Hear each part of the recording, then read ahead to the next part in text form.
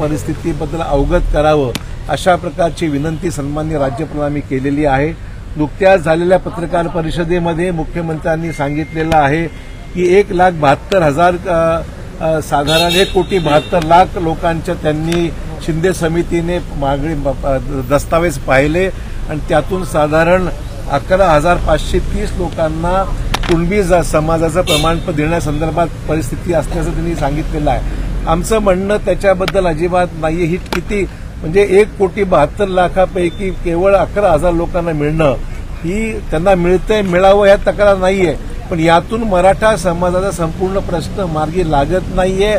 फक्त मराठवाडाच नाही, मराठवाडा 8ही प्रश्न जिल्ह्याचा प्रश्न गंभीरच आहे, परंतु मराठा आरक्षणाचा विषय हा मराठवाडा, उत्तर महाराष्ट्र, पश्चिम महाराष्ट्र, कोकण, विदर्भातलाही काही भाग अशा स्वरूपाचा प्रश्न हा सर्वत्र आहे आणि त्यामुळे ह्याच्यावर फक्त भागेल असा विषय नाहीये। आणि मला मुद्दाम सांगितलं पाहिजे, दुर्दैवाने मुख्यमंत्र्यांच्या आजच्या स्टेटमेंटमध्ये काही राजकीय स्टेटमेंट्स आले, हे दुर्दैवाची बाब आहे।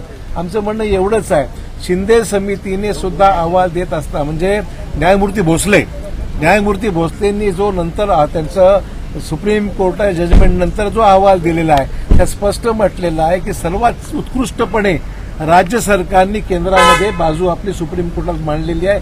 All the best legal minds have appeared before the supreme court. केवळ सरकारचंच नव्हे, अन्य ज्या लोकांनी सुद्धा हस्तक्षेप याचिका दाखल केल्या होत्या त्यांनी सुद्धा अतिशय चांगल्या पद्धतीने बाजू मांडल्याचा निर्वाळा retired chief justice Dilip Bhosale यांच्या अहवालात स्पष्ट आहे। ते कदाचित मुख्यमंत्र्यांनी पाहिलं नसावं। आम्हाला याच्यामध्ये कुठलं राजकारण करायचं नाहीये, पण पॉलिटिकल स्टेटमेंट न देता आज जी परिस्थिती गंभीर निर्माण झालेली आहे ते गांभीर्य लक्षात घेऊन याच्यामध्ये निर्णय तातडीने घेतला पाहिजे। कसा निर्णय घ्यायचा, काय निर्णय घ्यायचा, अनेक लीगल ऑप्शन्स आहेत।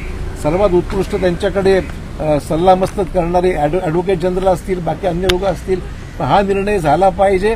आज सुप्रीम कोर्टाने जी 50% मर्यादा घालून दिलेली आहे हा सर्वात महत्वाचा प्रश्न आहे आणि जोपर्यंत ही आरक्षणाची मर्यादा केंद्र सरकार याच्यामध्ये लक्ष घालून काही निर्णय घेत नाहीये तोपर्यंत आरक्षण देण्यासंदर्भामध्ये याच्यावर मार्ग कसा काढायचा हे मुख्यमंत्र्यांनी सरकारची भूमिका स्पष्ट करावी।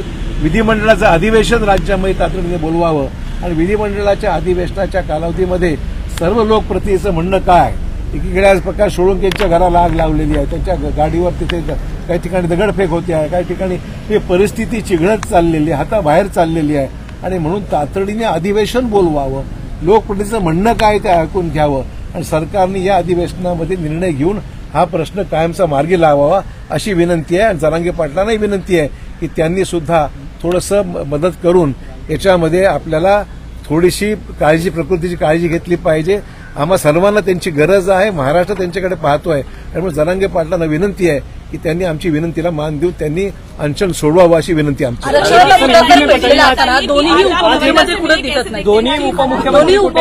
हा त्यांचा प्रश्न आहे। सरकारचे प्रमुख म्हणून मुख्यमंत्री असतात, उपमुख्यमंत्र्यांनी सुद्धा किमान दाखवलं पाहिजे की आम्ही सरकारच्या बरोबर या विषयात मुख्यमंत्र्यांच्या बरोबर आहोत। ते काय अंतर्गत विषय त्यांना माहिती आहे, पण मला एवढं सांगायचं आहे हा विषय राजकारणाचा नाहीये, समाजाला सुद्धा राजकारणाचा कंटाळा आलेला आहे आणि जो कोणी याच्यामध्ये मार्ग काढू शकेल त्याबद्दल लोक आतुरतेने वाट पाहत आहेत आणि म्हणून आम्ही एक जिम्मेदार विरोधी पक्ष म्हणून, महाविकास आघाडीचे घटक पक्ष म्हणून हा प्रश्न मार्गी लावावा यासाठी आमचा सर्वांचा प्रयत्न आहे। मुख्यमंत्र्यांनी वेळ मागितली आहे जरांगे पाटलांना, ते म्हणाले की अजून 2 महिन्याचा कालावधी लागणार आहे, सगळे प्रमाणपत्र, सगळे कागदपत्र आता तो प्रश्न आधी 1 महिना आणि 10 दिवस दिल्यानंतर त्या 1 महिन्यामध्ये काय नेमकं घडलं हे तरी कळलं पाहिजे ना, आणि मग कुठल्या गोष्टी अडतंय आपलं हे स्पष्ट करावं। नुसतं देणं आम्ही देणार किंवा आपण जे सांगताय त्यावर विश्वास बसायचा असेल तर आपण महिन्याभरात नेमकं काय केलं हे तर लोकांना कळलं पाहिजे।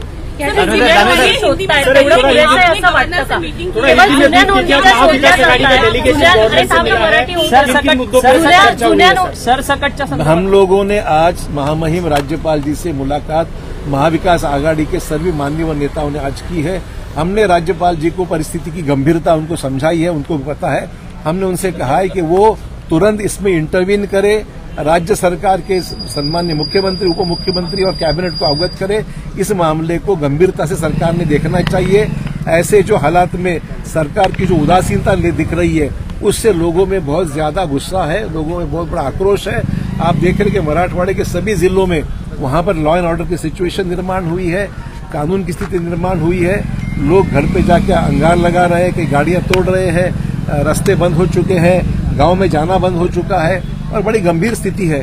तो ऐसे गंभीर स्थिति में सरकार ने तुरंत सामने आकर अपनी भूमिका स्पष्ट कर देनी चाहिए और केंद्र सरकार से भी हमने अनुरोध किया है राज्यपाल के द्वारा कि केंद्र सरकार को भी अवगत करे कि उसमें ध्यान देने की, इंटरवीन करने की आवश्यकता है। सबसे बड़ी बाधा जो है सुप्रीम कोर्ट ने 50% का जो सीलिंग लगाया है आरक्षण का, इसके बारे में पार्लियामेंट में कोई कानून बदलाव के बारे में कुछ कर सकते हैं क्या, इसको भी आजमाने की जरूरत है। हेमंत पाटिल करके एक एमपी है हिंगोली से, उन्होंने अपना रेजिग्नेशन लेटर दिया है, वो शिंदे फैक्शन के ही है। क्या आपको लगता है कि उनके ही जो नेता है, उनके ही जो लोग हैं, उनका ही विश्वास नहीं है एकनाथ शिंदे के ऊपर, तो आगे ये मराठा देखिए सवाल ऐसा है कि उन्होंने इस्तीफा दिया, उनका इश्यू है।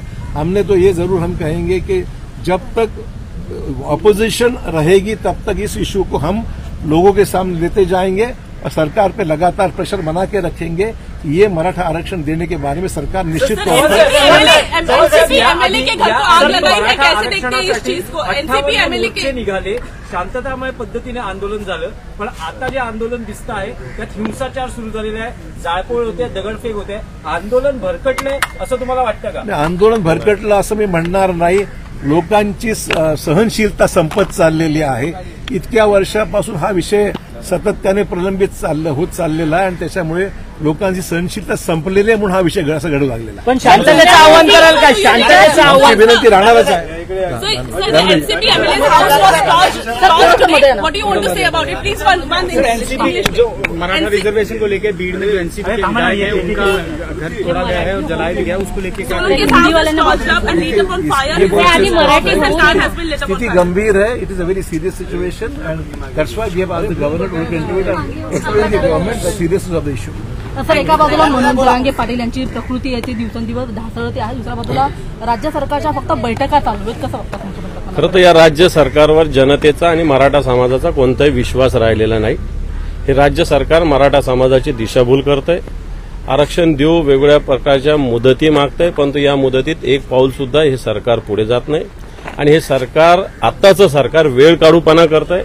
वेळ काढूपणा करत असताना आताच्या सरकारमधल्या उपमुख्यमंत्र्याला ब्राह्मण जात आठवते, म्हणजे बाकीच्या जातीच्या विषयी सुद्धा वेगळ्या पद्धतीची भाषणं केली जातात आणि म्हणून खऱ्या अर्थानं मराठा समाजाला आरक्षण देण्याविषयी हे सरकार संवेदनशील नाही आणि संवेदनशील नसल्यामुळे मराठा समाजामध्ये तीव्र प्रतिक्रिया उमटत आहे।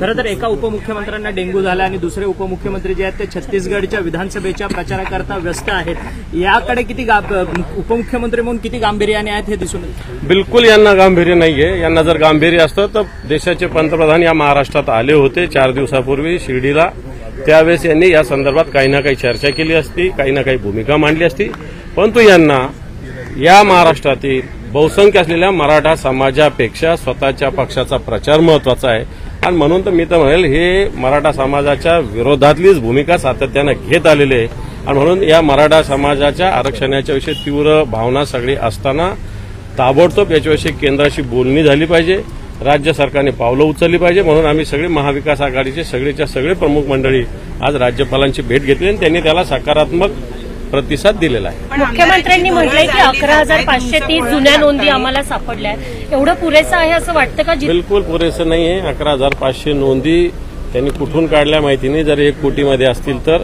आणि खऱ्या अर्थानं जुन्या जर सगळे कायदे बघितले, 1921चे काही कायदे पुढे आलेले, नंतरचे काही कायदे पुढे आलेले आणि मला असं वाटतं मराठा कुणबी हा विषय आहे, तो विषय असताना आम्ही ही भूमिका मांडली, कोणत्याही समाजाच्या कोणत्याही रिझर्वेशनला धक्का न लागता मराठा समाजाला हे आरक्षण मिळालं पाहिजे। त्यात घटनेच्या दुरुस्तीची आवश्यकता आहे आणि घटनेची दुरुस्ती जर एका दिल्लीच्या प्रशासकीय सेवेसाठी जर सरकार महिनाभरात कायदा बनवत असेल तर एवढा मोठा व्यापक प्रमाणात मराठा समाज याच्याविषयी सरकार हे पाऊल का उचलत नाही हा आमचा प्रश्न आहे। सरसकटची मागणी महाविकास आघाडीची असणार का? सरसकट आरक्षण त्या गाड्यांमध्ये स्फोट झाले, त्यांचं संपूर्ण घर हे हिंसक वळण लागलं, सगळीकडे लागताना दिसतं, काय आव्हान आहे का? ते खरं तर हे आंदोलन शांततेत झालं पाहिजे, परंतु आताच्या घडीला मराठा तरुणांची मानसिकता ही सुद्धा सगळ्यांनी समजून घेतली पाहिजे, कारण आरक्षण का लागतंय ही सगळी मानसिकता मराठा समाजातील तरुणांची आताच्या घडीला मला वाटतं त्यांची एकाग्रता ढळलेली, परंतु त्याला कारण आताचे जे सत्ताधारी, आता जे सरकार आहे ते त्याच्याकडे कमालीचं दुर्लक्ष करतं, म्हणून हे पावलं उचलले जात असावे. सरसकट आरक्षण मिळावं अशी मागणी महाविकास आघाडी पूर्ण करायला सांगितलं.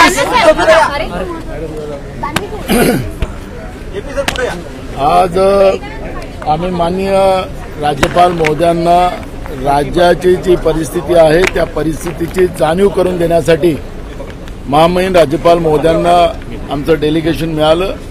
काँग्रेस, शरद पवार गट राष्ट्रवादी आणि उद्धव ठाकरे साहेब गट शिवसेना आणि राज्यातली सध्याची परिस्थिती त्यांना आम्ही समजावून सांगितली. त्यांच्याजवळ पण माहिती आहे. मणिपूरमध्ये ज्या पद्धतीनं मणिपूर जळते आहे, दोन जातीमध्ये त्या ठिकाणी जे वाद निर्माण होऊन आजही ते हिंसक वळण थांबत नाही, तीच परिस्थिती भाजप महाराष्ट्रात करते काय, अशा पद्धतीचा प्रश्न आज निर्माण झालेला आहे. 30 दिवसाची मुदत सरकारने 40 दिवसावर नेली, पण सरकार जेव्हा प्रेस कॉन्फरन्सला येतं, राज्याचे दोन्ही उपमुख्यमंत्री आणि मुख्यमंत्री ते म्हणतात की आम्हाला बोलायचं आहे, करायचं तर नाही, आणि या निमित्तानं आगीमध्ये तेल टाकण्याचं पाप राज्यातलं एड्याचं सरकार करते आहे हे आपल्याला पाहायला मिळते आहे. आणि म्हणून महाराष्ट्र हे मणिपूर होऊ नये, हे शाहू फुले आंबेडकरांचा महाराष्ट्र आहे, ही काळजी आम्हाला आहे. आणि म्हणून राज्यपाल महोदयांना आम्ही भेटलो. दुसरा, शेतकऱ्यांचा प्रश्न आज महत्वाचा आहे. बीडच्या एका सोयाबीन उत्पादक शेतकऱ्यांनी आत्महत्या केल्यानंतर त्याच्या मुलीने जे भावनिक पत्र राज्याच्या मुख्यमंत्र्याला लिहिलं की माझ्या वडिलाचा जीव वापस आणून द्या. सरकारच्या चुकीच्या धोरणामुळे महाराष्ट्रात शेतकरी आत्महत्या करते आहे आणि त्या शेतकऱ्याची मुलगी मुख्यमंत्र्याला पत्र देत असेल की माझ्या वडिलाचा जीव मला वापस आणून द्या. सरकारच्या चुकीच्या धोरणाचा फरक आज शेतकऱ्यांच्या जीवावर बेतलेला आहे.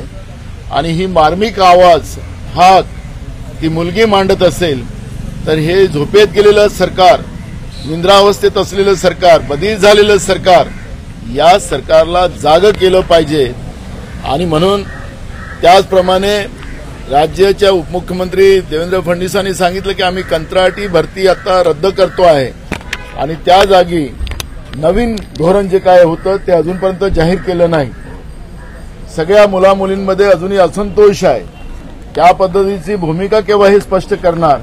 आणि म्हणून एकीकडे तरुण, एकीकडे शेतकरी, एकीकडे आरक्षणाचा मुद्दा 2014 मध्ये सत्तेत येण्यासाठी भाजपने मराठा असेल, धनगर असेल, राजपूत असेल, विविध जातीच्या लोकांना आरक्षणाचं गाजर जे दाखवलं होतं हे कसं पूर्ण करणार. त्यासाठी विशेष अधिवेशन विधिमंडळाचं बोलवलं पाहिजे.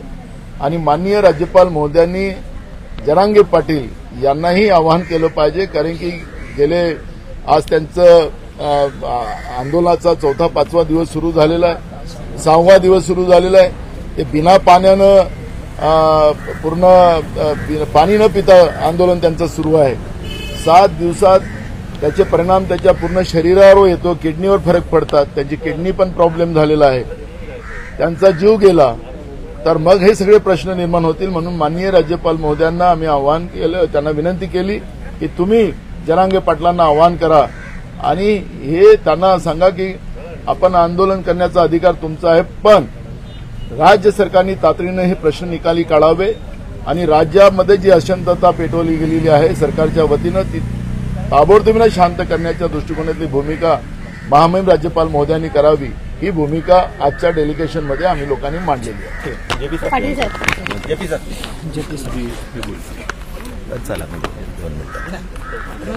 सर, राज्यपालांची आज भेट आज महाविकास आघाडीच्या वतीनं सगळेच आमदार त्या ठिकाणी राष्ट्रवादी पार्टी असेल, काँग्रेस आणि शिवसेना, उद्धव ठाकरे गट या सगळ्यांनीच आम्ही भेट घेतली आणि प्रामुख्याने एकच सांगितलं की विशेष अधिवेशन बोलावलंच पाहिजे आणि जे काही आज लीगल कॉम्प्लिकेशन्स असतील किंवा जे काही असा जर विषय असेल की बाबा केंद्र सरकारच्या अधिकारातला काही विषय, राज्यांना अधिकार नाही, ह्या जे काही आज वेगवेगळ्या पद्धतीनं सुप्रीम कोर्टाच्या निर्णयांच्या अनुषंगाने सांगितलं जातं तर हा सगळाच तिढा सोडवण्याचं काम हा निश्चित प्रकारे होण्याची गरज आहे आणि कुठल्याही परिस्थितीत विशेष अधिवेशन बोलवून आपल्याला या ठिकाणी मराठा आरक्षणाचा प्रश्न तातडीनं सोडवला पाहिजे आणि याचं गांभीर्य ओळखून महामहिम राज्यपालांनी हे अधिवेशन बोलवलं पाहिजे, सरकारने बोलवलं पाहिजे अशी विनंती आम्ही सर्वांच्या वतीने या ठिकाणी केलेली आहे। मी त्या भागातला एक लोकप्रतिनिधी असल्या कारणाने मला त्याची अधिक जास्त चिंता मला वाटते, कारण त्या भागामध्ये अक्षरशः मोठ्या पद्धतीनं सर्वच लोकप्रतिनिधींना त्या ठिकाणी येण्या जाण्याच्या दृष्टिकोनातूनचा मज्जाव आहे। अलीकडच्या काळात तरुण मुलांचं साहजिक आहे की मोठ्या पद्धतीनं संतुलन ज्याला म्हणतो आपण ते राहू शकणार नाही आणि मग रस्त्यावर सुद्धा उतरल्याशिवाय हा विषय राहणार नाही आणि म्हणूनच याचं गांभीर्य लक्षात घेऊन या सगळ्या गोष्टी व्हायला पाहिजे। आज जे शिंदे समितीच्या वतीचा अहवाल आला आणि त्यावर माननीय मुख्यमंत्र्यांनी सांगितलं तो आकडा अतिशय ज्याला आपण म्हणतो की 11,000 हा आकडा मराठवाड्याच्या संपूर्ण लोकसंख्या आणि मराठा लोकसंख्येच्या तुलनेत नगण्य आहे आणि त्यामुळे हा कुणबी ज्याचा आहे त्याला प्रमाणपत्र मिळावं याच्यासाठी एक त्यांनी व्यवस्था करण्याचं काम या निर्णयाच्या माध्यमातून केलेलं आहे आणि त्यामुळं खऱ्या अर्थाने मराठा समाजाला सरसकट आरक्षण मिळावं अशा पद्धतीची जी भूमिका घेऊन जरांगे पाटील आणि त्यांची संपूर्ण जी काही आज या ठिकाणी उपोषण सुरू आहे त्याला हे उत्तर असू शकत नाही हे मला या ठिकाणी नम्रतेने सांगायचं आहे आणि त्यामुळे निश्चित प्रकारे त्यांच्या सगळ्या मागण्यांचा विचार व्हावा आणि योग्य कायदेशीर आणि ज्याला मी म्हणेल की कायद्यामध्ये टिकेल अशा पद्धतीचं मराठा आरक्षण देण्याच्या दृष्टिकोनातून त्वरेने पावलं टाकावीत अशा पद्धतीची अपेक्षा महाविकास आघाडीच्या वतीनं महामहिम राज्यपालांना आम्ही सर्वांनी केली। परंतु सर्वोच्च न्यायालयाचा निर्णय आलेला आहे 31 जानेवारीच्या आधी राष्ट्रवादीची जी मागणी आहे 31 जानेवारी राष्ट्रवादीसाठी 31 जानेवारी तारीख दिलेली आहे आणि 31 जानेवारी राष्ट्रवादीसाठी आहे। पूर्ण करा मी बोलतो। सर्वोच्च न्यायालयाने 31 जानेवारी ही शेवटची तारीख दिलेली आहे राष्ट्रवादीच्या अपात्रतेचे जे आमदाराची जी काही तुम्ही याचिका टाकली आहे त्याच्या संदर्भामध्ये, तर आपली काय प्रतिक्रिया आहे? समाधानी आहात का? या आम्ही पूर्ण समाधानी आहोत आणि सर्वोच्च न्यायालयाच्या न्यायमूर्तींचं मी मनापासून आभार मानेन।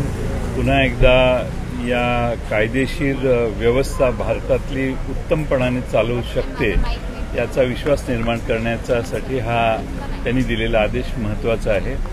अलीकडेच मागच्या आठवड्यातच आम्हाला इतक्या उशिरा डिस्क्वालिफिकेशनच्या नोटिसेस आमच्यापैकी काही विधानसभाच्या सदस्यांना सर्व झालेले आहेत। त्यामुळं आम्ही ज्यावेळी विधानसभेचे पक्ष आमचा सगळ्यांनाच सिक्वेन्स माहिती आहे, मी त्याची सगळी उजळणी करणार नाही, पण अचानक 9 जण जाऊन शपथ घेतात हे सगळंच अनाकलनीय आहे आणि म्हणून सुप्रीम कोर्टाच्या समोर ज्यावेळी मुद्दे मांडले त्यावेळी समोरची बाजू वेळ काढण्याचं धोरण स्वीकारत होती, पण मी सुप्रीम कोर्टाचे आभार मानेन की त्यांनी एक वेळ फिक्स केली शिवसेनेसाठी 31 डिसेंबर आणि राष्ट्रवादीच्यासाठी 31 जानेवारी आणि याच्या काळात याच्या आत माननीय विधानसभेच्या अध्यक्षांना निर्णय घ्यायचा आहे। हा निर्णय झाल्यावर ज्यांना त्यातनं अन्याय वाटतो असं वाटेल ते आवश्यक असतील तर पुढे जाऊ शकतील असं त्याचा अर्थ होतोय। त्यामुळं मला खात्री आहे की योग्य तो निर्णय विधानसभेचे अध्यक्ष टाईम लिमिट असल्यामुळे त्याच्या आत घेतील। आज या ठिकाणी राज्यपाल महोदयांना पुन्हा एकदा काल मी सुप्रियाताई आणि जितेंद्र आव्हाडजी भेटलो होतो, पुन्हा एकदा आम्ही सगळेच महाविकास आघाडीचे सदस्य या नात्याने महामहिम राज्यपाल महोदयांना मराठा आरक्षणाच्या बद्दल तातडीनं निर्णय घेतला पाहिजे, ठोस निर्णय घेतला पाहिजे आणि त्यासाठी लवकरात लवकर राज्य सरकारला आपण सुचवा आणि केंद्र सरकारला देखील याची माहिती करून द्या आणि केंद्र सरकारने देखील लवकर इंटरव्हीन केलं पाहिजे आणि महाराष्ट्रातला हा अत्यंत ज्वलंत असा जो प्रश्न आहे, महाराष्ट्रातल्या लाखो युवकांच्या जीवनाशी संबंधित असणारा, विद्यार्थ्यांच्या जीवनाशी संबंधित असणारा हा प्रश्न आहे, त्याच्यावर लवकर निर्णय घ्यावा अशी पुन्हा एकदा सर्व महाविकास आघाडीने मागणी केलेली आहे. आज अध्यक्षांना पुन्हा एकदा सरन्यायाधीशांनी थोडंसं फटकारलेलं आहे. वेळेत निर्णय घ्या, नाहीतर आम्हाला सुनावणी घ्यावी लागेल, असं त्यांनी पुन्हा एकदा आज सांगितलेलं आहे. म्हणून आता त्यांनी टाईम ठरवलेला आहे. त्या टाईममध्ये मला वाटतं 31 डिसेंबरच्या आत आणि 31 जानेवारीच्या आत शिवसेनेच्या डिस्क्वालिफिकेशनच्या जे पिटिशन्स आहेत आणि राष्ट्रवादीने दाखल केलेले जे पिटिशन्स आहेत त्याच्यावर निर्णय होणं अपेक्षित आहे. तो निर्णय होईल अशी मला अपेक्षा आहे, कारण आता सुप्रीम कोर्ट हे देशातलं सर्वोच्च न्यायव्यवस्थेचं केंद्र आहे. त्यामुळे त्यांनी एकदा आदेशित केल्यावर मला वाटत नाही की त्याच्या दिरंगाई होईल. त्यातूनही दिरंगाई झाली तर सुप्रीम कोर्टाने मनोदय व्यक्त केलेलं आहे की मग न्याय देण्याचा निर्णय आमच्याकडे घ्यावा लागेल. पण अपेक्षा आहे की महाराष्ट्राचे विधानसभेचे अध्यक्ष ती पाळी येऊन देणार नाही. जो शिवसेनेचा निर्णय होईल तोच होईल आपल्या बाबतीत देखील असं वाटतं. असं आहे की आमच्या बाबतीत शिवसेनेच्या बाबतीत काही घटना घडून गेल्या. आमच्या बाबतीत डिस्क्वालिफिकेशनसाठी आता 31 जानेवारी हा अंतिम दिवस देण्यात आलेला असल्यामुळं सुप्रीम कोर्टाच्या बरोबर निवडणूक आयोगाच्या समोर देखील आमच्या केसेस चालू आहेत आणि निवडणूक आयोगाच्या समोर या संदर्भात डिस्क्वालिफिकेशनला आता टाईम लिमिट असल्यामुळं निवडणूक आयोगाला देखील मला वाटतं निर्णय करण्यासाठी मर्यादा येऊ शकतात. मला न्यायिक व्यवस्थेची न्यायिक बाजू पूर्ण करेक्ट सांगता येणार नाही, परंतु आता निवडणूक आयोगाच्या समोर देखील 9 तारखेला तारीख आहे, त्यासमोरही आमचं सगळ्यांचं म्हणणं आम्ही मांडू. पण इथं पक्ष आमदार ज्या बाजूला गेले तिथं पक्ष घेऊन जाण्याचा प्रयत्न व्हायला लागलाय. पक्ष काढून हिसकावून घेण्याचा प्रयत्न होतोय आणि मला वाटतं ह्या सगळ्याच गोष्टी या सुप्रीम कोर्टात न्यायाधीशांच्या समोर डायरेक्टली इनडायरेक्टली आलेल्या आहेत आणि म्हणून मला खात्री आहे की योग्य तो न्याय लवकरात लवकर होईल. डेडलाईन घातल्यामुळं 31 जानेवारीच्या आत सगळंच चित्र स्पष्ट होईल असं मला वाटतंय. राज्याचे उपमुख्यमंत्री सहजगत्या परवा बोलून गेले की ते डिस्क्वालिफाय होणार नाहीत मुख्यमंत्री, आणि डिस्क्वालिफाय झाले तर विधान परिषदेतून आम्ही त्यांना उभं करू. मला वाटतं डिस्क्वालिफिकेशन 6 वर्षासाठी असतं आणि ते संपूर्ण सभागृहाचं असतं, म्हणजे विधानसभा आणि विधान परिषद दोन्हीच असतं. त्यामुळे मला वाटतं की त्याचे प्रोव्हिजन्स जर बघितल्या तर असं म्हणजे दिलासा देण्याचा सतत प्रयत्न राज्याचे उपमुख्यमंत्री का करतायत मुख्यमंत्र्यांना हे मला कळत नाही. जी काही न्यायव्यवस्थेचा निर्णय असेल तो आपण स्वीकारू आणि पुढे जाऊ. शेवटी आपल्या व्यक्तीपेक्षा देशातली लोकशाही